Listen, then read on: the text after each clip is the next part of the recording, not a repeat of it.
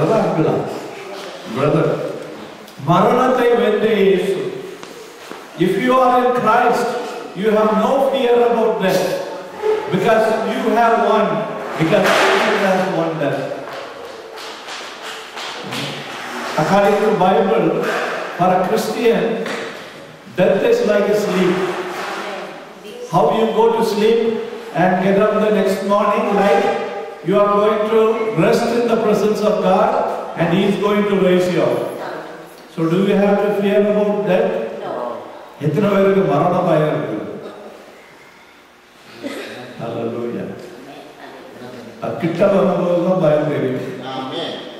கொஞ்சம் நினைச்சிட்டு இருக்கீங்க நாங்க ரொம்ப ஸ்ட்ராங்கா இருக்கிறோம்.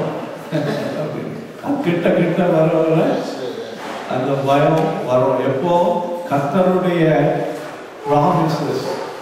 Jesus is not joking anything. Bible is not written a mythology or a story. Many thousands of years before Jesus was crucified, it was written about it, about his death and resurrection. He conquered death.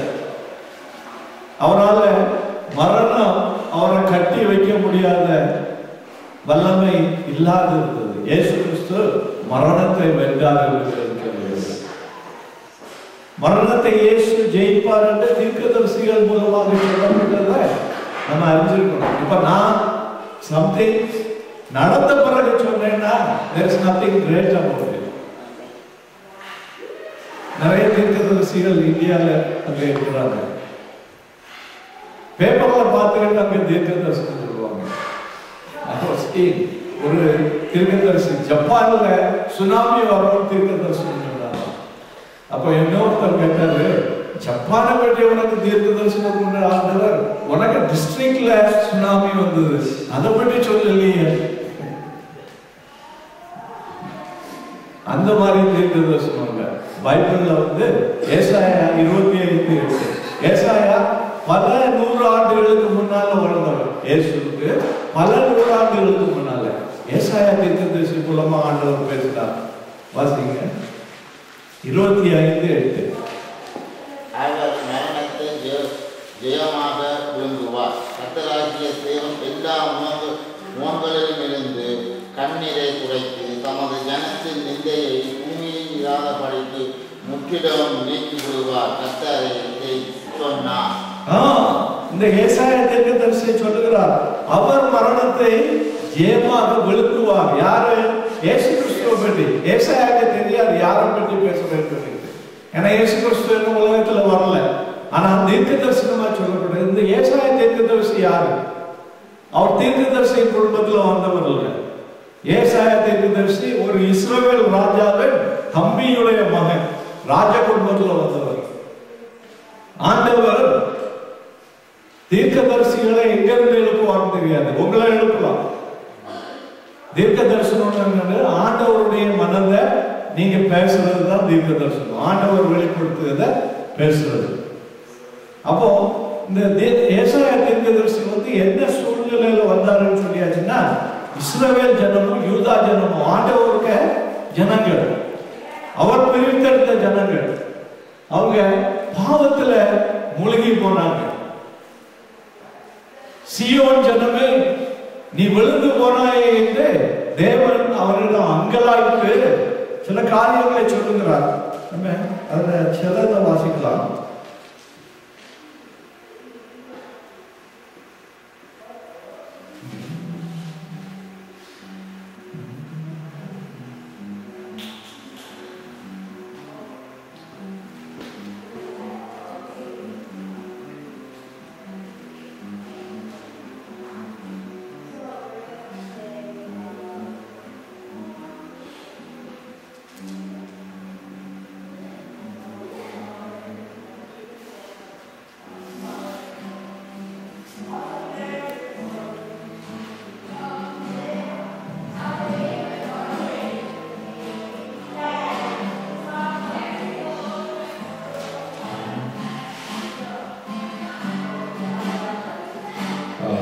மூன்றாவது அதிகாரம் 8வது வசனத்திலிருந்து வாசிக்கிறேன்.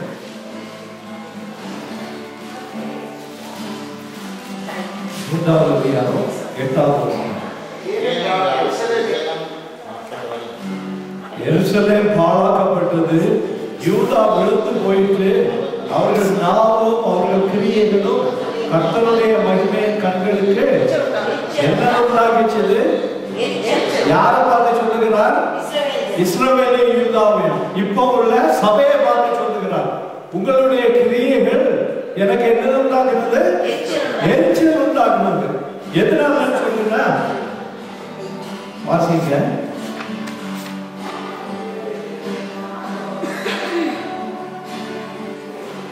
16வது வசனத்தில் வாசிங்க. சீயோன் குமாரத்திகளை பார்த்து சொல்லுகிறார். 16. பெண்ணும் கர்த்தர் சொல்லுகிறதாவது,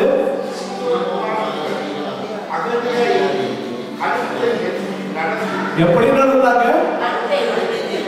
ஜஸ்ட் இமேஜின். ஆண்டவர் சீயோன் குமாரத்திகளை பார்த்து சொல்லுகிறார், அகந்தையா இருந்து கழுத்தை நெரித்து. யார் கழுத்தை நெரிச்சு நடக்கிறது? யாரு? பியூட்டி கான்டெக்ட் பார்த்திருக்கீங்களா? இது எங்க நடக்குது? பியூட்டி கான்டெக்ட் இல்ல, சபையில நடக்குது. கழுத்தை நெரித்து. வாசிங்க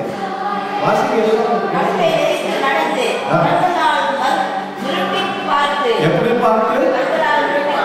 அது கண்களை மறுத்தி பார்க்கிறது. எங்க? சபையில, ரோட்ல இல்ல, மார்க்கெட் பிளேஸ்ல இல்ல. அதனாலதான் கர்த்தருடைய கோபம் வந்தது. அதனாலதான் இயேசு கிறிஸ்து இந்த உலகத்தில் கண்களை மறுத்தி பார்த்து ஒய்யாரமாய் நடந்து. குமார் பிரதர் சொன்ன கதை ஞாபகம் இருக்கு.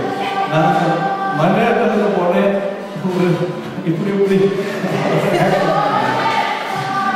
என்ன ஹில்ஸ் ஒய்யாரமாய் நடந்து. என்ன சத்தம்? சபைக்குள்ள வரும்பொழுது சத்தம் கேட்கணுமா? இந்த கேரக்டர் எனக்கு வாசிக்கிறத யோசிச்சு ஒரு பிக்சர் வரைங்க. நீங்க என்ன பிக்சர் வருது? இப்போ இல்ல, வீட்டுல போய் என்ன இருக்கு முடியல, வாசிங்க.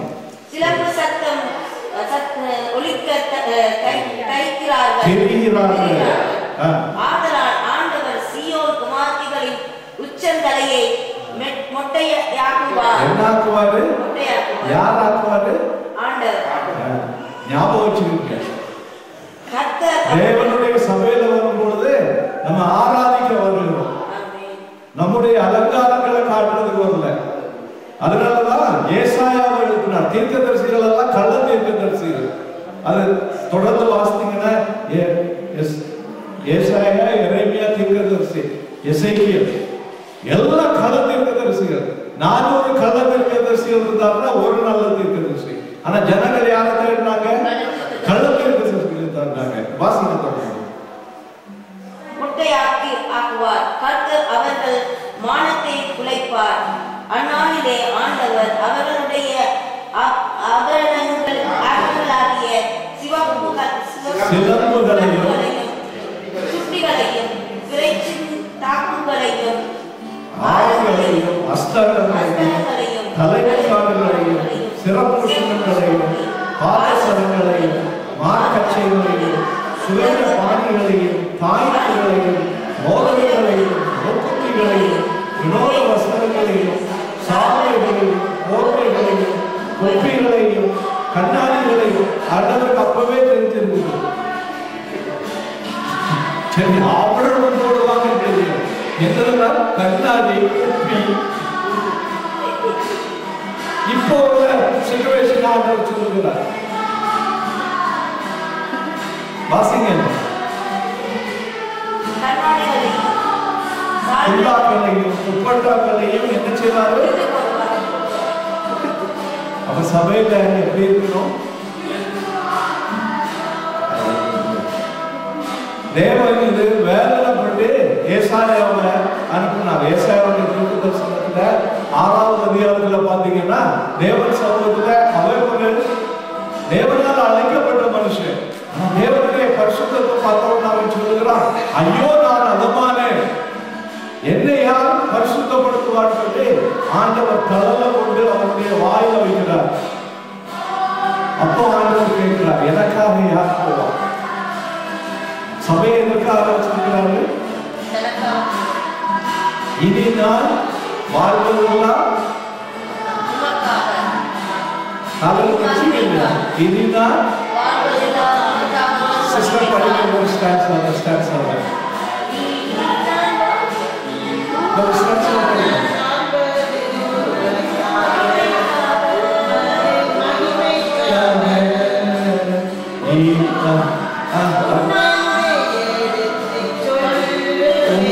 எடுத்து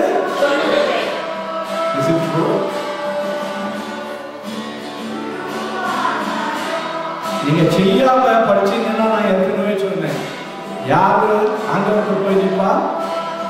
யார் போய் நிற்பா? சபை ஒக்க சபைன்னு சொல்றது உண்மை அன்பை எடுத்து சொல்லுவை இனிதா வாழ்வதெல்லாம் அது உண்மையா மாற்றணும். அதுக்காக வேண்டிதான் ஆண்டவர் தீர்க்கதரிசிகளா இருக்கிறார். ஹார்ஷ் வேர்ட்ஸ் பேசினாரு. இந்த நாட்கள்ல சபையில பேசுறதுக்கு ஆட்கள் இல்லை. அதனால இங்க இயேசு இப்ப நம்முடைய மரணம் பிசாசினால பாவத்தினால வந்து அந்த மரணத்தை வெல்லுவதற்காக அவர் மரணத்தை ஜெயித்தார். அவர் மரணத்தை ஜெயமாக விழுங்குவார். அதனால அந்த கிருபை நமக்கு கொடுக்கப்பட்டிருக்கிறது. we have to make use of it. ஓசியா 13:14 வாசிங்க. ஓசியா 13:14.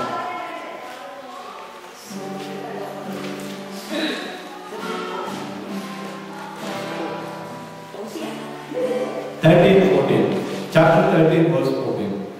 அவர்களை நான் பாதாளத்தின் வல்லமைக்குள் நீங்களாக்கி மீட்பேன். ஹல்லேலூயா. அவர்களை மரணத்துக்கு நீங்களாக்கி விடுவிப்பேன். பாதாளத்துக்கு நான் அவர்களை நீங்களாக்கி மரணத்துக்கு அவர்களை விடுவிப்பேன். மரணமே ஒரு வாதைகளுக்கு, பாதாளமே ஒரு சங்காரங்களுக்கு, மனமாறுதல் என் கண்களுக்கு மரணமாயிருக்கும். ஹல்லேலூயா. இயேசு கிறிஸ்து எல்லாவற்றையும் ஜெயிக்க போறாருன்னு சொல்லி தீர்க்கதரிசிகள் ஒன்று இல்லை, பல தீர்க்கதரிசிகள் மூலமாக தேவன் அவருடைய பிள்ளைகளுக்கு விசேஷமாய் சபைக்கு ஆதரவு கொடுத்திருக்கிறார். நம்ம எல்லாம் அவருடைய ரத்தத்தினால கழுவப்பட்ட பிள்ளைகள். மரணத்தை கண்டு பயப்பட வேண்டாம். பயம் சொல்லும் பொழுது அதாவது நீங்க நிச்சயம் இல்லாதது போல பயப்பட வேண்டாம் சொல்லுவாங்க. பயம்ன்றது இருதயத்துல வரும். ஆனா அதுக்கு you don't become a slave. பயம் வரும்போது இயேசுவே ஒரு சமூகத்துல நான் ஒப்பு கொடுக்கிறேன். இயேசு எப்படி உயிரை ஒப்பு கொடுத்தார் பிதாவின் கையில? பிதாவே உமது கரத்துல என்னுடைய ஆவியை ஒப்பு கொடுக்கிறேன் சொல்றதுக்கு தைரியம் இருக்கணும் நமக்கு. ஏன்னா நம்முடைய ஆத்மா பாதாளத்துல போக தேவன் விட மாட்டேன்னு சொல்றாரு, நரகத்துல போக விட மாட்டேன்னு சொல்றாரு. எதனால? இயேசு கிறிஸ்துவின் ரத்தத்தினால நம்ம கழுவப்பட்டிருக்கிறோம். சோ நம்ம விசுவாசிக்கிறது வெறுதா இல்ல. A day is going to come. ஆண்டவருடைய நாள் வரப்போகிறது. இந்த உலகத்துல இருக்கிற எல்லாம் அழிஞ்சு போகும். ஏதோ நம்ம கூட வரப்போறது இல்லை. ஆனா நம்முடைய ஆத்மா நரகத்துக்கு போகாதபடி இயேசு கிறிஸ்து நமக்காக மரணத்தை வென்றார். Why he delivered them from death? Hallelujah. எதனால? மரணத்திலிருந்து விடுவித்து கொண்டு வந்ததற்கு என்ன காரணம்? சில காரணங்கள் பண்ணலாம். ஓசியா 14:8 வாசிக்க. 14:8.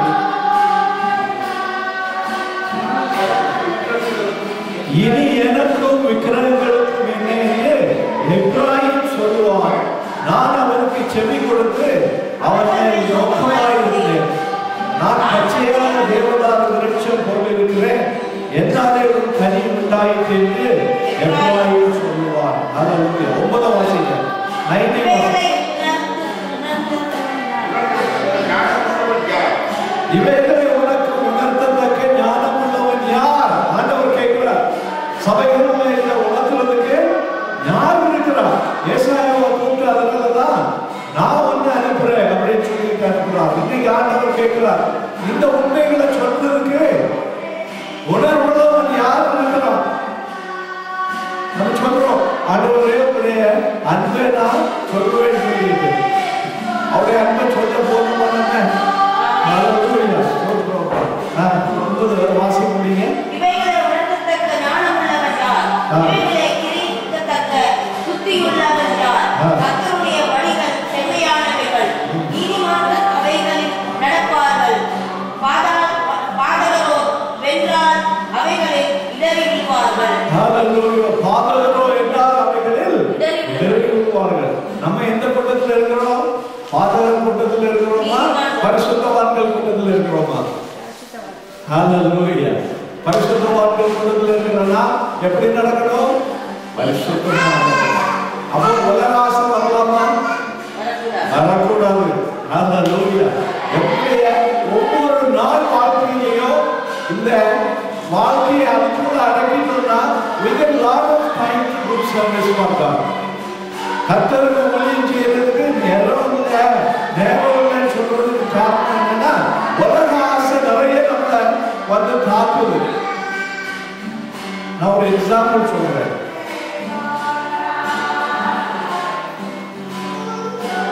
எனக்கு ஒரு சாமான வாங்கணும். எனக்கு வீட்டுக்கு பக்கத்துல ஒரு கடை இருக்குது. அங்கே போனேன்னா 5 ரூபாய் கிடைக்கும். எனக்கு வீட்டுல இருந்து 2 மைல் தள்ளி ஒரு கடை இருக்குது. அங்க போனேன்னா 4 ரூபாய் கிடைக்கும். எனக்கு வீட்டுக்கு பக்கத்துல 2 நிமிஷத்துல போனேன்னா 5 ரூபாய் கிடைக்கும். 2 மைல் தள்ளி போனேன்னா 4 ரூபாய் கிடைக்கும். 1 ரூபாய் லாபம். ஆனா எவ்வளவு நேரம் வேஸ்ட்?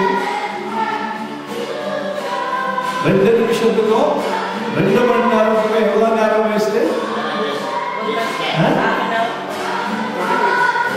1 hour 58 minutes waste. எவ்வளவு லாபம்? 1 ரூபாய்.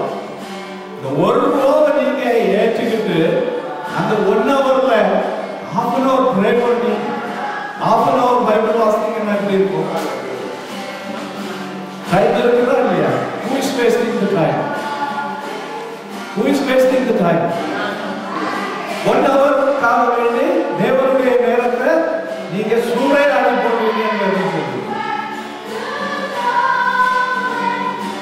Better you lose 2 rupees, 3 rupees and get that time and use it for the Lord.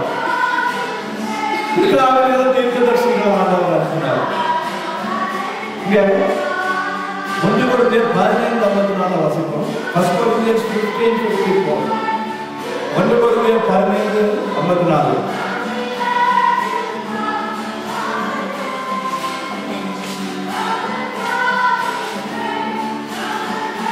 அழிவுள்ளதாகிய இது அழியாமையையும் சாவுக்கேதுவாகிய இது சாவாமையையும் கருத்துக் கொள்ளும் போது மரணம் தேவாக விழுங்கப்பட்டது என்று எழுதியிருக்கிற வார்த்தை நிறைவேறும். ஹalleluya. இந்த அழிவுள்ளதெல்லாம் தேவன் அழியாதவைகளாய் மாற்றுவதற்கு விரும்புகிறார் நம்முடைய வாழ்க்கையில. நம்ம நம்பி இருக்கிறதெல்லாம் அழிவுள்ள காரியங்கள். ஆண்டவர் அந்த அழிவு இல்லாததா மாற்றுவதற்காக அநேக ஆலோசனைகளை பைபிள் மூலமா கொடுத்திருக்கிறார். அதனால நம்முடைய வாழ்க்கையில இயேசு கிறிஸ்துவோடு நம்ம உயிரோடு போகிற நாள் அந்த தரிசனம் நமக்கு கிடைச்சுன்னா நமக்கு இதெல்லாம் அழிவுள்ளது எது அழிவில்லாதது எது என்பதை பார்க்கறதுக்கு ஒரு நேரம் மைண்ட் வரும். நமக்கு விஷன் இல்லாத நல்லதான். நம்ம வாசிக்கிறோம் இயேசு கிறிஸ்து வரப்போறாரு ஒரு நாள், மரணத்தை ஜெயிக்க போறவங்க எல்லாம் வாசிக்கிறோம். ஆனா இன்னும் ரெஜிஸ்டர் ஆகல. நம்முடைய வாழ்க்கையை பார்த்தா அது உண்மையா தெரியல. எதனால? It is not registered here. ஏதோ வாசிட்டு போறோம். எப்படி பாட்டு படிக்கிறோமோ அதை போல. இது நான் வாழ்வதெல்லாம்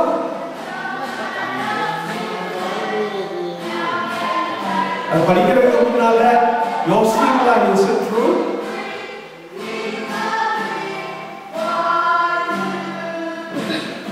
God is serious about that. அதுக்காக வேண்டியதான் தீர்க்கதரிசிகளை அனுப்பினார். பழைய ஏற்பாட்டு நாட்கள்ல, புதிய ஏற்பாட்டு நாட்கள்ல சபையை அனுப்பினார். சபையில அநேக ஆலோசனைகளை சொன்னார். ஆனா பழைய ஏற்பாடுல சொன்னது போல எக்ஸ்பிளனேஷன் ரொம்ப டீட்டெயிலா கொடுக்கல. எதனாலன்னா அந்த நாட்கள்ல ஜனங்களுக்கு கிருபை கிடையாது, லா தான் இருந்தது, நியாய பிரமாணம் தான் இருந்தது. ஆனா நமக்கு இப்போ கிருபை கொடுக்கப்பட்டிருக்கிறது. தேவன் நம்ம உடனே அழித்து போடாதபடி நமக்கு டிஸ்டன்ஸ் கொடுத்துட்டே இருக்கிறார். வாயினே உன்னை நான் படிப்பிச்சுக்கிட்டே இருக்கிறேன், பரிசுத்த ஆவியானவரை தந்துகிட்டு இருக்கிறேன், நீ என்னுடைய வசனத்தை கேள். 2 தீமோத்தேயு 1:10 வாசிங்க. 2 தீமோத்தேயு 2 தீமோத்தேயு 1:10. நம்முடைய இரட்சகராகிய இயேசு கிறிஸ்து பிரசன்னமானதினாலே அந்த கிருபை இப்பொழுது வெளிப்படுத்தப்பட்டது. அவர் மரணத்தை பரிகரித்தேன்னா he abolished death. மரணத்தை பரிகரித்து ஜீவனையும் அழியாமையும் சுவிசேஷத்தினாலே வெளியரங்கமாக்கினார். எப்படி வெளியரங்கமாக்கினார்? சுவிசேஷத்தினாலே. அதனாலதான் சுவிசேஷத்தை பிரசங்கிங்க அப்படின்னு ஆண்டவர் அழைத்திருக்கிறார். சுவிசேஷத்தை பிரசங்கிக்கிறதுனால என்ன வெளிப்படுகிறது? ஜீவனும் அழியாமையும். ஹல்லேலூயா. சுவிசேஷம் என்னது? சுவிசேஷம் என்னது? What is the gospel? ஜீவனும் அழியாமையும் வெளியரங்கமாகிறதுன்னு தான் சொல்லியிருக்குது. What is the gospel? ஜீவனும் அழியாமையும் சொல்ல முடியுங்க. இயேசு கிறிஸ்து என்னுடைய பாவத்துக்காக மரித்து அடக்கம் பண்ண முந்தைய விட்டு மரித்து அடக்கம் பண்ணப்பட்டு 3ஆம் நாள் உயிர்த்தெழுந்தார். அப்படி பைபிள்ல இருக்குதா? இருக்குது. சரி, அப்போ இந்த சுவிசேஷத்தை தான் அன்பினால நம்ம வெளிப்படுத்தும் பொழுது ஜீவனும் என்னது வருது? அழியாமை. அழியாமை என்னது? மரணம் தான் அழிவு. அழியாமைன்னா the death cannot take us, consume us, it cannot swallow us. இயேசு கிறிஸ்து மரணத்தை வென்றார். In reality he did it. Why he did it, you know? நம்மளெல்லாம் கிரியேட் பண்றதுக்கு நோக்கம் மரிக்கிறதுக்கு இல்லை. ஆதாம் ஏவாளை ஆண்டவர் உண்டாக்கி நீங்க நித்தியமா ஜீவிங்கன்னு சொல்லி அவர் நித்திய ஜீவனை கொடுத்து அனுப்பினார். ஆனா அவங்க என்ன சொல்றாங்க? பாவம் செய்து மரணத்தை சம்பாதிக்கிறாங்க. ஆண்டவர் சொன்னார், இந்த பழத்தை நீங்க சாப்பிடுகிறதுனால் சாகவே சாவீர்கள் என்று சொன்னார். அதனால பாவத்தை செய்ததுனால மரணம் நமக்குள்ள வந்தது. அந்த மரணத்திலிருந்து தேவன் நம்ம இப்ப தூக்கி எடுக்கிறதுக்காக அவர் மரணத்தை வென்றிருக்கிறார். So it's not a story that we are coming here to gain what God has done for us. ஆண்டவர் நமக்காக செய்ததை நமக்கு சொந்தமாக்கி கொள்வதற்காக நம்ம வந்திருக்கிறோம் சபைக்கு. அதை விசுவாசித்து நடக்கும் பொழுது இங்க வந்து கேட்டுட்டு உலகத்தை போல நீங்க நடந்தீங்கன்னா ஆண்டவருடைய வசனம் கிரியை செய்ய முடியாது. That is why God is telling and giving all these words. வசனங்கள் எதற்கு கொடுக்கப்பட்டிருக்கிறது? ஜீவனையும் அழியாமையும் கொடுப்பதற்காக. வெளிப்படுத்துதல் 21:4 வாசிங்க. Revelation 21:4. வெளிப்படுத்துதல் 21:4. அவர்களுடைய கண்ணீர் யாவையும் தேவன் துடைப்பார். இனி மரணமும் இல்லை, துக்கமும் இல்லை, அலறுதலும் இல்லை, வர்த்தகமும் இல்லை, முந்தினவைகள் ஒழிந்து போயின என்று. அவர்களுடைய கண்ணீரை கர்த்தர் துடைப்பார். இனி என்ன இல்லை? மரணம் இல்லை, துக்கம் இல்லை, அலறுதல் இல்லை. அப்போ நரகத்துல என்னெல்லாம் இருக்க போகுது? அலறுதல் இருக்க போகுது, துக்கம் இருக்க போகுது, கண்ணீர் இருக்க போகுது. ஆனால் இயேசு கிறிஸ்துவை சொந்த ரட்சகராய் ஏற்றுக்கொண்டவர்களுக்கோ மரணம் இல்லை, கண்ணீர் இல்லை, அலறுதல் இல்லை. நரகத்துக்கு போனா அலறுதல் முடியாத தீராத அலறுதல். அதுக்காக வேண்டிதான் இயேசு கிறிஸ்து மரணத்தை ஜெயித்து அவரை விசுவாசிக்கிறவர்களுக்கு நீங்களும் ஜெயம் கொண்டவர்கள் என்று ஆண்டவர் சொல்லியிருக்கிறார். அதனால மரணம் அவரை பற்றி கொள்ளாதபடிக்கு அவர் மரணத்தை வென்றார். மரணம் அவரை பிடிக்கிறதுக்கு ட்ரை பண்ணிச்சது. பிசாசு அவரை சிலுவையில் அறைந்த உடனே கொக்கரிச்சிருப்பான்.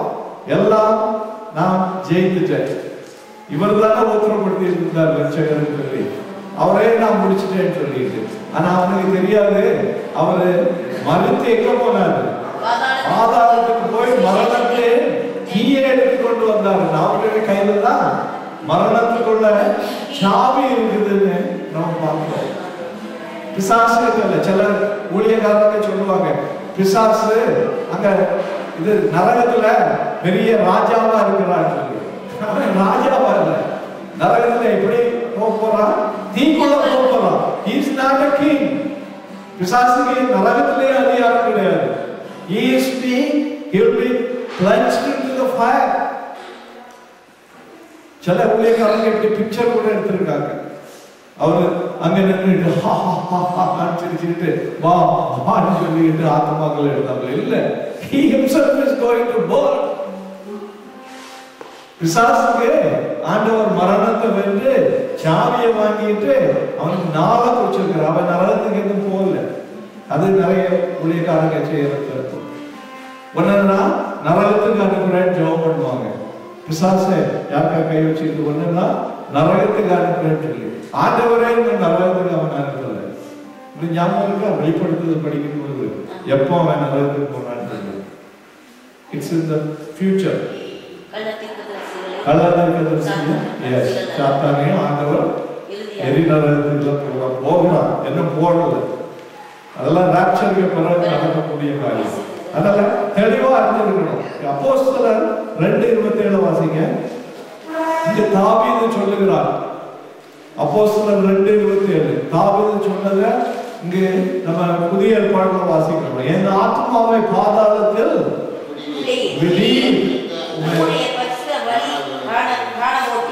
உமது பரிசுத்தர் அழிவை காண ஒட்டி. ஹல்லேலூயா. பாதாளத்தில் விடீர்னு என்னது விடமாட்டே.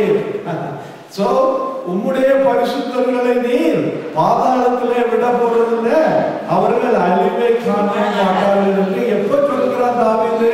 தீர்க்க தரிசனமா சொல்லுகிறான். ஹல்லேலூயா. So we have so much promise beforehand it was given. நடந்த பிறகு சொன்ன காரியங்கள் இல்லை. ஒரு காரியம் நிறைவேறதுக்கு முன்னால, இயேசு கிறிஸ்து சிலுவையில வந்து அறையப்படுவதற்கு முன்னால இவைகள் எல்லாம் வெளிப்படுத்தப்பட்டிருக்கிறது. ஆனா நம்ம விசுவாசத்தை நடக்கிறோமா?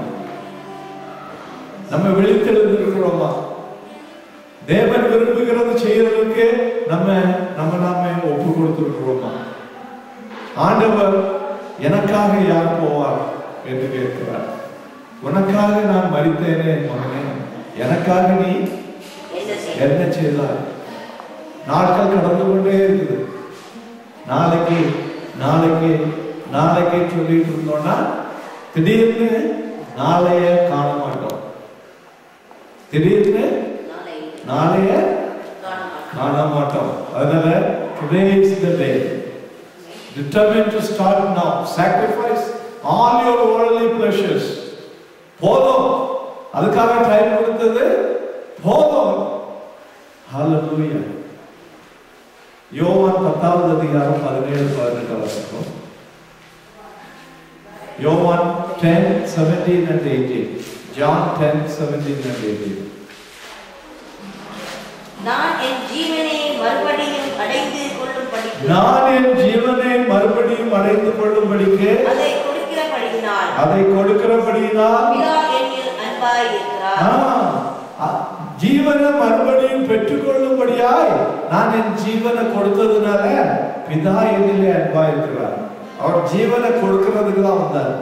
ஆனா கொடுத்துக்கிட்டு அங்கேயே இருக்கிறதுக்கு வரல, திரும்ப அதை எடுக்கிறதுக்கு வந்தார். இயேசு கிறிஸ்துவுக்கு இந்த அதிகாரம் இருந்தது. பிதா கொடுத்திருந்தார் ஜீவனை கொடுக்கிறதுக்கும் ஜீவனை எடுக்கிறதுக்கும். அதனால பிசாசு மரணத்தை கட்டல அவரை கட்டி வைக்க முடியாதபடி இருக்குது. ஹல்லேலூயா. இயேசு கிறிஸ்து அவரை விசுவாசிக்கிறவங்களுக்கு இந்த அதிகாரத்தை கொடுக்கிறார். அடுத்த வசனம் வாசிக்க 18. ஒருவனும் அதை என்னிடத்திலிருந்து எடுத்துக்கொள்ள மாட்டான். ஒருவனும் அதை என்னிடத்திலிருந்து எடுக்க மாட்டான். யாரா இருந்தாலும் சரி, அது பிரசிடென்டா இருந்தாலும் சரிதான், போப்பா இருந்தாலும் சரிதான், பிசாசா இருந்தாலும் சரிதான், இந்த அதிகாரத்தை ஒருவரும் இயேசுவிடமிருந்து எடுக்க முடியாது. நானே அதை கொடுக்கிறேன். அதை கொடுக்கவும் எனக்கு அதிகாரம் உண்டு. அதை மறுபடியும் எடுத்துக்கொள்ளவும் எனக்கு அதிகாரம் உண்டு. இந்த கட்டளையை என் பிதாவிடத்தில் பெற்றுக்கொண்டேன் என்றார். அவருக்கு நம்ம கொடுக்கவும் அதிகாரம் உண்டு, அதை எடுக்கிறதுக்கு அதிகாரம் உண்டு. அதனால நமக்கு பயமே வேண்டாம். இயேசு கிறிஸ்துவ மட்டும் விசுவாசத்தை நம்ம பற்றி கொண்டோம்னா அந்த நாள்ல நம்ம அழியாத தேவனுடைய ராஜ்யத்துக்கு கொண்டு போவதற்காக அவர் நம்ம ஆயத்தப்படுத்தி கொண்டிருக்கிறார். இந்த உலகம் முடிஞ்சு போயிடும். உங்க அங்கிள் இப்போ ஹவாயில இருந்தாருன்னு சொன்னாங்க, ஆனா அவர் மறுத்து போனார். இந்த சரீரம் ஒரு நாள் இந்த உலகத்துல அழிந்து போக போகுது. ஆனா நம்முடைய நித்திய ஜீவன் அங்கே மரணமும் இல்லை, கண்ணீரும் இல்லை, என்ன இல்லை, அலறுதல் இல்லை. அல்லேலூயா. ஆனா இங்க என்ன இருக்கும்? நரகத்துல அலறுதல் இருக்கும், கண்ணீர் இருக்கும், நித்திய நித்திய ஆக்கினை இருக்கும். அங்க வந்து பைபிள்ல என்ன சொல்லிருக்குது? அங்க இருக்கிறவங்க ஒரு சொட்டு தண்ணீர் போடுங்க, ஒரு சொட்டு தண்ணீர். நம்ம எப்படி பாட்டிலா தண்ணி குடிக்கிறோம், பாட்டிலா தண்ணி குடிக்கிறோம். நிறைய போனா ஐயோ ஒரு சொட்டு தண்ணி போடுறதுக்கு ஆள் இல்லையா? அங்க என்ன சொட்டு கேட்கும்? உனக்கு உலகத்துல கொடுக்கப்பட்ட நாட்களை நீ வீணடித்து போட்டார். தேவன் அவருக்காக ஆயத்தப்பட கொடுத்த நாட்களை நீ பிசாசுக்காக ஆயத்தப்படுத்தி விட்டாய். அதனால இந்த நாட்கள்ல மரணத்தை வென்ற இயேசுவுக்கு நம்மள முழுசா ஒப்பு கொடுப்போம். எதுவாகவரே உமக்காக வாழ்வதுதான் என்னுடைய சித்தம். ஹல்லேலூயா. 1 கொரிந்தியர் 15வது அதிகாரம் 3-4 வாசிப்போம். 1 கொரிந்தியர் 15:3-4. 1 கொரிந்தியர் 15:3-4. நான் அடைந்ததும் உங்களுக்கு பிரதானமாய் ஒப்புவித்ததும் என்னவென்றால் கிறிஸ்துவானவர் வேத வாக்கியங்களின்படி நமது பாவங்களுக்காக மரித்து அவர் வேத புஸ்தகங்களின்படி நமது பாவங்களுக்காக மரித்தார். வேத புஸ்தகத்தின்படி உயிர்த்தெழுந்தார். சும்மா அவரு வந்து செய்தார் சொல்லல. வேத புஸ்தகங்களின்படி எப்படி தீர்க்கதரிசிகள் வெளிப்படுத்தி இருந்தார்களோ அதே போலதான் சுவிசேஷம். இதை அறிவிக்கிறதுக்கு தான் நம்மளை அழைத்திருக்கிறார். இது வெரி பவர்ஃபுல். தேவனுடைய சுவிசேஷம் வல்லமை உள்ளது. நீங்க ஒரு நினைக்கலாம் இதுல என்ன பிரயோஜனம் சொல்லி, இது ஆட்களை என்ன செய்து மனம் திரும்பப்படுகிறது. பாவத்துல விழுந்து எழுப்ப முடியாம இருக்கிறவங்க சத்தியத்தின் பாதையிலே பாதைகளிலே நிறுத்தி அவங்கள சந்தோஷமாய் கழிவுற பண்ணுகிறது, வேதனையிலிருந்து நம்மளை விடுவிக்கிறது. அப்படிப்பட்ட வல்லமை உள்ள அந்த சுவிசேஷத்தை அழைக்கிறதுக்காக நம்மளை கூப்பிட்டு இயேசு தன் வாழ்க்கையில 3 முறை இறந்தவர்களை எழுதினார். இயேசு கிறிஸ்து உலகத்தில் இருக்கும்போது 3 முறை மரித்தவர்களை எழுதினார். அப்போ ஒவ்வொரு தடவையும் மரணத்துக்குள்ள போனவர்களை கொண்டு வரணும்னா இவர் மரணத்துக்குள்ள பிரவேசித்து மரணத்துக்குள்ள போனவர்களை தேவன் எழுதினார். முதலாவது கேஸ், ஒரு சிறுபெண்ணை இயேசு உயிரோடு எழுப்பினார். ஒரு தலைவன் வந்து ஆண்டவர்கிட்ட கேட்கணும், ஆண்டவரே பெண் மரித்து போனால் அப்படின்னு வாசிக்கலாம். மத்தேயு 9:25, மத்தேயு Matthew 9:25. ஜனங்கள் வெளியே துரத்தப்பட்ட பின்னர் அவர் உள்ளே பிரவேசித்து அந்த சிறுபெண்ணின் கையை பிடிக்க உடனே அவள் எழுந்தார். ஹல்லேலூயா. எதனால ஜனங்கள் வெளியே துரத்தப்பட்டார்கள்? இயேசு கிறிஸ்து ஜனங்களை வச்சு செய்திருக்கலாமே. When God has to operate, அவிசுவாசிகள் நம்ம கூட இருக்கக்கூடாது. அவிசுவாசிகள் கூட ஒரு ஐக்கியம் வச்சிருந்தீங்கன்னா ஒரு நாள் you are not going to fulfill God's plan. அதான் இந்த ஜனங்களை விட்டு நீ வெளியே வா என்று ஆண்டவர் சொன்னார். ஆபிரகாம் சொன்னாரு, உன் குடும்பத்தையும் உன் ஜனத்தாரையும் விட்டு நான் சொல்லுகிற இடத்துக்கு நீ போ. அவன் விசுவாசத்துல போனான், தேவனுடைய ஆசீர்வாதத்தை பெற்றுக் கொண்டான். குடும்பம் ரொம்ப நல்லது, தேவை. ஆனா சத்தியத்தை அறிந்த பிறகு சத்தியத்தை குடும்பத்துக்கு சொல்றதுக்கு முதல் கடமை. எத்தனை பேர் உங்க குடும்பத்துக்கு சத்தியத்தை சொல்லியிருக்கீங்க? நான் என் குடும்பம் கிறிஸ்டியனா இருக்கிறோம், என் குடும்பத்துல நான் சத்தியத்தை பேசியிருக்கிறேன். அதனால கொஞ்ச நாள் நான் மேக்கப்பட்டு இருக்கிறேன். இவங்க யாரு நம்ம நல்லதுக்கு போவாங்கன்னு சொல்றதுக்கு அப்படின்னு சொன்னாங்க. நான் சொல்லல, வேதம் சொல்லுது. நீங்க இயேசு கிறிஸ்துவ ரட்சகரா ஏற்றுக்கிட்டதுன்னா நீங்க எங்க போவீங்க? பைபிள் சொல்லுது, நான் சொல்லல. அது பேசுறதுனால they don't like, but we have to tell. நீங்க சொல்லலன்னா யார் போவார்? எழுத கொடுத்து சொல்லும் பொழுது பரிசுத்த ஆவியானவர் உங்களில் வரும்பொழுது சுவிசேஷம் எங்க இருந்து தொடங்கும்? வரும்பொழுது நீங்கள் பலனடைந்து எருசலேம் நம்ம வீடு, அடுத்தது யூதேயாவிலும் சமாரியாவிலும். அதனால வீட்டுல தொடங்கும், பிறகு சொந்தக்காரங்களோடு தொடங்கும், பிறகு பவுனோடு தொடங்கும், பிறகு உலகம் முழுவதும். எல்லாம் சாட்சி நமக்கு. நான் சொன்னேன், என்னுடைய நண்பர்கள் சிலர் சொன்னாங்க, டாக்டர் போகாத. எதனால சொன்னாங்க? அங்க போனா என்ன கிடைக்கும்? சுவிசேஷம் கிடைக்கும். Don't go. You should be known like that because you are the child of God. You have the light. Are you showing the light or putting on a bushel? உங்களுடைய லைட்டை கொடுத்து நீங்க மூடி வச்சுட்டு இருக்கீங்களா அல்லது திறந்து இருக்கீங்களா? திறந்து விடணும், அப்பதான் லைட் தெரியும். மூடி வச்சீங்கன்னா என்ன ஆயிடும்? அணைஞ்சு போயிடும். மூடி வச்சீங்கன்னா இருட்டாக இருக்கிறது மட்டும் அணைஞ்சு போகும்.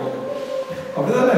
கேட்கல அணைங்கன்னா மேல ஒரு டக்கன் வச்சுட்டீங்கன்னா போதும் அணைந்து போயிடும். இந்த சிறுவனை எழுப்புன ஆண்டவர் அடுத்தாப்புல ஒரு வாலிபனை எழுப்புகிறார். வாசிப்போம். லூக்கா 7வது அதிகாரம், Luke 7:14 and 15. Luke 7:14 and 15.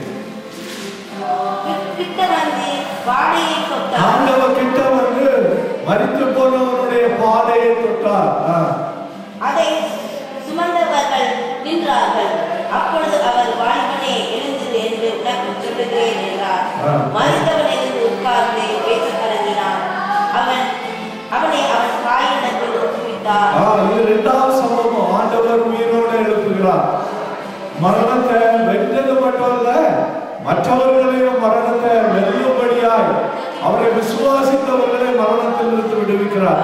கடைசியாக லாசரை ஆண்டவர் விடுவித்தார். லாசர் வீட்டுல வந்து ஒரு ப்ராப்ளம் இருந்தது. என்னன்னா, லாசர் வீட்டுல 2 சகோதரிகள் இருந்தாங்க, ஒரு சகோதரன். சகோதரிகளுக்கு பேர் என்ன? Martha and Maria. லாசர். இந்த இதுல 3 பேருக்கும் 3 ஸ்டேட்டஸ். 3 பேரும் ஒரே போல தேவனை நேசிக்கல. மரியா ஆண்டவருடைய பாதத்தில் உட்கார்ந்திருந்தார். மார்த்தா குக்கிங்ல பிஸியா இருந்தார். பிரியாணி போடவா? ஆனா இந்த லாசர் வந்து ஜெப கூட்டங்களுக்கு வரவே இல்லை. எப்போ வருவான்னா தேவை வந்து ஒரு அடி கிடைச்சுன்னா வரும். எனக்கு ஜெபம் பண்ணுங்க, எனக்கு ஜெபம் பண்ணுங்க. ஆனா தேவன் 3 பேரையும் நேசிச்சார். 3 பேரையும் நேசிச்சார். 3 பேரையும் ஒரே இடத்துல கொண்டு வந்தார். அதனால லாசரை எழுப்புகிறார். அவர் மரித்து போனார். வாசிப்போம். யோவான் 11:43-44. John 11:43-44. John 11:43-44.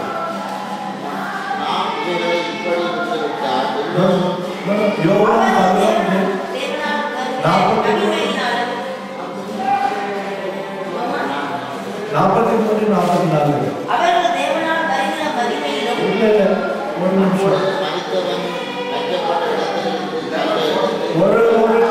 நிமிஷம், நான் ஏதோ மிஸ்டேக் பண்ணிருக்கேன். யோவான் 11. இவர்களை சொன்ன பின் உரத்த சத்தமாய் கூப்பிட்டார். எப்படி கூப்பிட்டார்? உரத்த சத்தமாய் கூப்பிட்டார். எப்படி யாரை கூப்பிட்டாரு? லாசருவை வெளியே. ஏன் லாசருவை கூப்பிட்டாரு? நீ வெளியே வா சொல்லி இருக்கலாமா?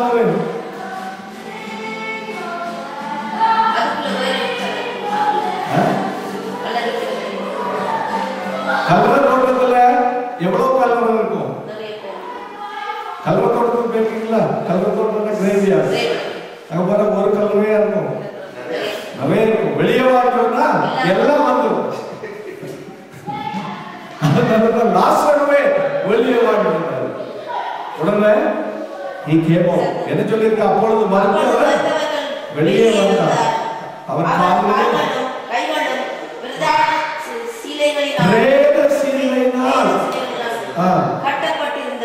அவன் முகம் சீலையால் சுற்றப்பட்டிருந்தது.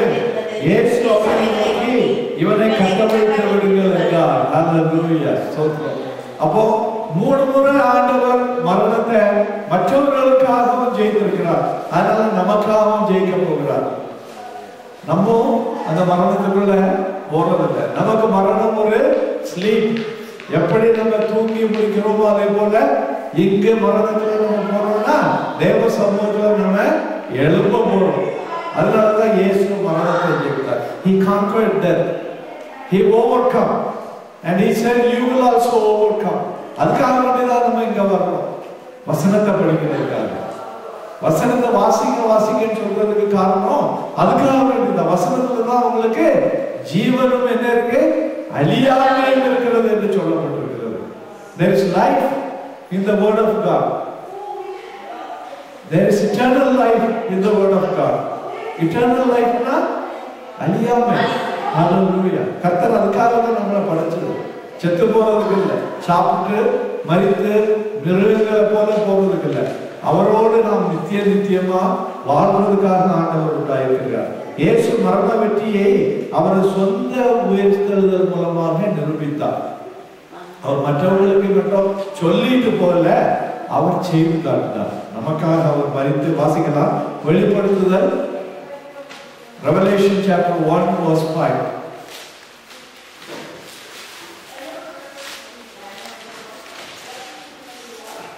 உண்மையுள்ள சாட்சியும் மரித்தோரிலிருந்து முதற் பிறந்தவரும் இயேசு கிறிஸ்து மரித்தோரிலிருந்து முதற் பிறந்தவர். நான் இப்போ 3 பேரை உயிரோடு எழுப்புறேன்னு சொன்னேன். 3 பேர் யாரு? லாசரு, ஒரு வாலிபன், ஒரு சிறுபெண். ஆனா அவங்க திரும்ப மரித்து போனார்கள். It's not resurrection. He brought them to life to show that he has authority over death. ஆனா அவங்க திரும்ப மரித்து போனாங்க. ஆனா இயேசு கிறிஸ்து மரித்தது உயிர்த்தெழுதல், resurrection. Resurrectionல வந்தவங்க திரும்ப மரிப்பதில்லை. That's what he is, முதற் பிறந்தவர். There is no one else who was resurrected. இயேசு கிறிஸ்து ஒருவர் தான் உயிரோடு எழுந்து நித்தியமா ஜீவிக்கிறவர். அவர் மரித்தார், ஆனாலும் உயிரோடு இருக்கிறார் என்று வேதம் சொல்லுகிறது. நமக்காக இப்பொழுதும் மன்றாடி கொண்டிருக்கிறார். அதை கொஞ்சம் இமேஜின் பண்ணி பாருங்க. நம்ம தேடுகிற எல்லாமே அழிந்து போக போகுது. ஆனா நித்தியத்துக்காக ஆண்டவர் நம்ம அழைச்சிருக்கும் போது அந்த நித்தியத்துக்குரிய காரியங்களை செய்யாதபடி மரணத்துக்குரிய காரியங்களுக்கு பின்னால நம்ம ஓடிட்டு இருந்தோம்னா நம்ம ஃபூல் தானே. நம்ம ஃபூல் தானே. நித்தியத்துக்குரிய காரியங்களை செய்யாதபடி அழிந்து போகிற காரியங்களுக்காக என்ன ஓடிட்டு இருந்தோம்னா நம்மளை போல ஒரு முட்டாள் கிடையாது. That's why he is proving all these things. அவர் முதற் பேராக உயிர்த்தெழுந்தவர்.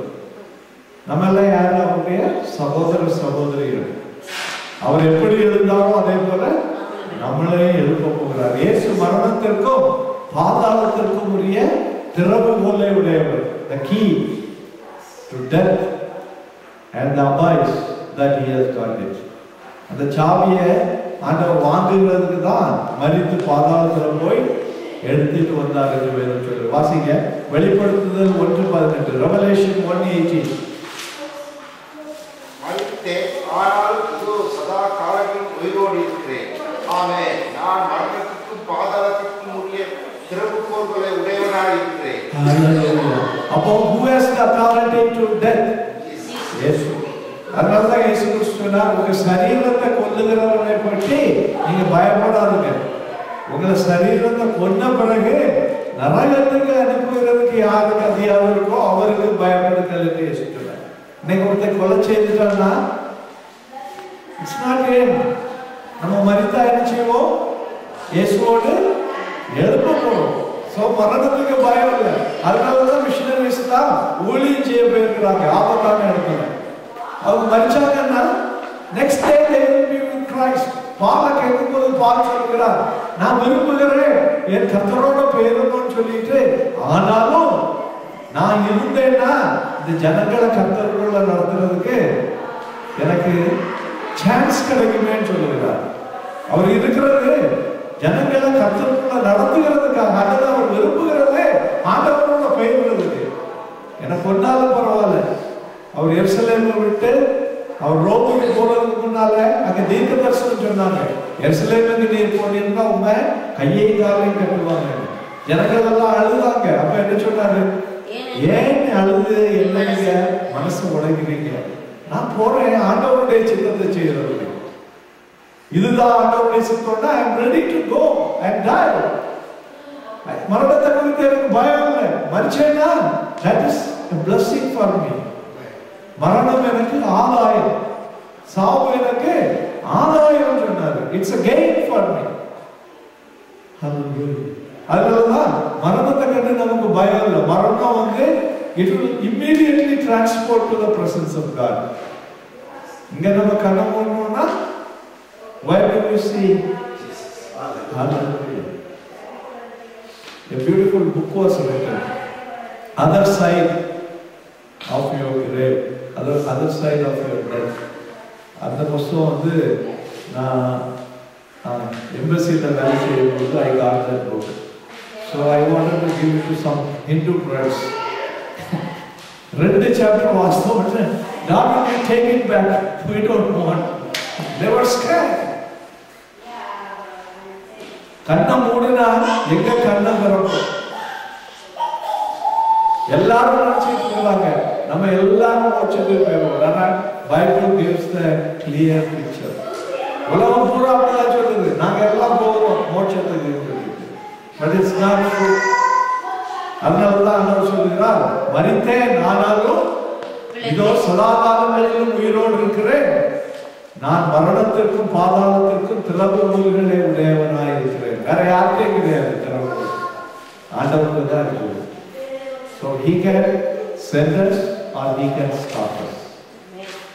So are we willing to follow him?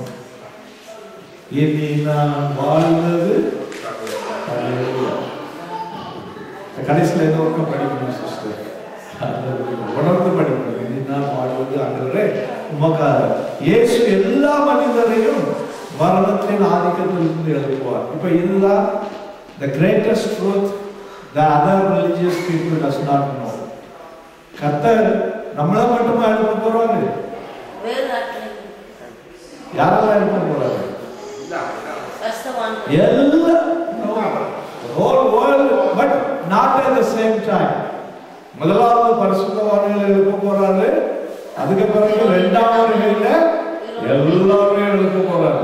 அவங்க கிறிஸ்டியனா இருந்தாலும் சரிதான், விடுபட்டு இருந்தாங்கன்னா, அல்லது முஸ்லீமா இருந்தாலும் சரிதான், ஹிந்துவா இருந்தாலும் சரிதான், சர்தாரா இருந்தாலும் சரிதான், ஜைனியா இருந்தாலும் சரிதான், அல்லது ஒண்ணுமே இல்லாத ஏத்திஸ்டா இருந்தாலும் சரிதான், எல்லாரும் எழுப்ப போறாரு. எதுக்கு? நியாய தீர்ப்பு. ஒருவரும் நியாய தீர்ப்புக்கு தப்ப முடியாது. ஹல்லேலூயா. வாசிப்போம் யோவான் 5வது அதிகாரம் 28 29. John 5:28 and 29. அதை குறித்து நீங்கள் ஆச்சரியப்பட வேண்டாம் என்று சொல்லுகிறார். ஆண்டவர் சொல்லுகிறார், இதை குறித்து நீங்கள் ஆச்சரியப்பட வேண்டாம். English 5:28-29. Do not marvel at this, for the hour is coming in which all who are in the grave will hear his voice. English 28-29. And come forth those who have done good to the resurrection of life, and those who have done evil to the resurrection of condemnation. Those who have done good to the resurrection of life, those who have done evil to the resurrection of death, condemnation. வாசிக்க தமிழ்ல. இதை குறித்து நீங்கள் ஆச்சரியப்பட வேண்டாம், ஏனென்றால் பிரேத குழிகளில் உள்ள அனைவரும் அவருடைய சத்தத்தை கேட்கும் காலம் வரும். அப்பொழுது நம்மை சேர்ந்தவர்கள், நம்மை இல்ல நன்மை செய்தவர்கள் ஜீவனை அடையும்படி எழுந்திருக்கிறவர்களாகவும், தீமை செய்தவர்கள் ஆக்கினையை அடையும்படி எழுந்திருக்கிறவர்களாகவும் to ask this question. You go to heaven, and if your family go to hell, that day they are also going to rise. அதனால தேவன் எழுப்ப போறார். அன்னைக்கு அவங்க அழுகிறத விட இப்போ அழுதுட்டாங்கன்னா நல்லது. இப்போ நீங்க நினைக்கிறீங்க அவங்க வருத்தப்படுவாங்க, சொல்லாம இருக்கிறீங்க சத்தியத்தை. ஆனா அந்த நாளில் அழுதாங்கன்னா it's very late. It's better for them to cry now. ஒருவேளை நீங்க சொல்றதை எதிர்த்து நிக்கலாம். ஆனா நீங்க சொன்னீங்கன்னா ஆண்டவர் சொன்னாரு, நான் அனுப்பின விதை அதனுடைய பலனை எடுக்காம திரும்ப வராது. ஏசாயா வாசிக்கிறீங்கல்ல, the seed I put, it will bring forth its fruit. அதனால நீங்க சொன்ன வார்த்தைகள் வீண் போகாது. நீங்க நினைக்கிறீங்க மூளையை உபயோகிச்சு அவங்க ஏற்றுக்கிடுவாங்களா ஏற்றுக்கிட மாட்டாங்களா? இது ஆண்டவருடைய பொறுப்பு. உங்களுடைய பொறுப்பு என்ன? சத்தியத்தை சொல்றது. ஏன்னா அவங்களே எழுப்ப போறாரு. தேவனை அறியாத மரித்தவர்களையும் ஆண்டவர் எழுப்ப போறாரு. என்னத்துக்கு எழுப்ப போறாரு? தீமை செய்தவர்கள் ஆக்கினி அடைய முடியாது. So it's a horrible day. Everybody has to give an account. எனக்கு ஆண்டவரை தெரியாதுன்னு சொல்லியாச்சுன்னா அது ஒண்ணும் நடக்காது. தேவன் அதனாலதான் சகல ஜாதிகளுக்கும் போய் சுவிசேஷத்தை அறிவியுங்கள் சொன்னார். சகல ஜாதிகளுக்கும் யாரையும் நீங்க விட்டு வைக்க வேண்டாம். There is no one you don't need to spare. எல்லாருக்கும் சகல ஜாதியும் அறிவிங்க அப்படின்னு சொல்லியிருக்கிறார். அதனால இயேசு கடைசியாக முழுமையாக அழித்து போடுவார். கம்ப்ளீட்டா he is going to destroy the death. தீமையை கம்ப்ளீட்டா அழிச்சு போகிறார். அந்த நாள் சீக்கிரமா வருது. கடைசியா வாசித்து நம்ம ஜெபிக்க போலாம்.